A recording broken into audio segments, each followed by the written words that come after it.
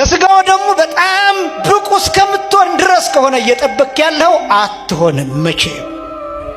ያ ማለት ሳትቀበል ትሞታለህ።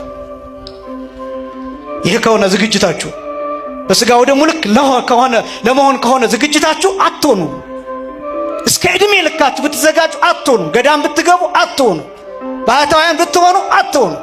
ለዚህ ስጋና ደም ይበቃ ማንነት እንዲኖር ከሆነ የፈለከው መለኮት የተዋሃደ መሆን አለብህ ማለት ነው። እንደዛ ደግሞ ልትሆን አትችልም።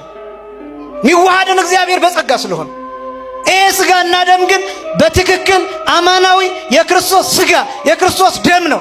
ዝግጅታችሁ በዚህ ልክ ከሆነ መቼም ብቁ አትሆኑም። ስለዚህ ኃጢአታችሁን ለካህኑ ተናግራችሁ ንስሐችሁን ተቀብላችሁ ቀኖናችሁን ጨርሳችሁ ካህኑ ቁረቡ ሲሏችሁ ተቁረቡ፣ ስጋውን ደሙን ተቀበሉ።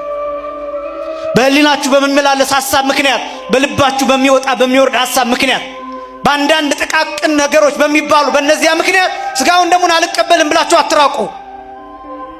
በጣም ይኸውላችሁ ስጋውን ደሙን ሳንቀበል እያለፍን ነው። አለመቀበላችንም ኃጢአቱንም ሳንተወው ከነ ኃጢአታችን እንደገና ደግሞ ምህረትም ሳናገኝ እየሞትን ነው።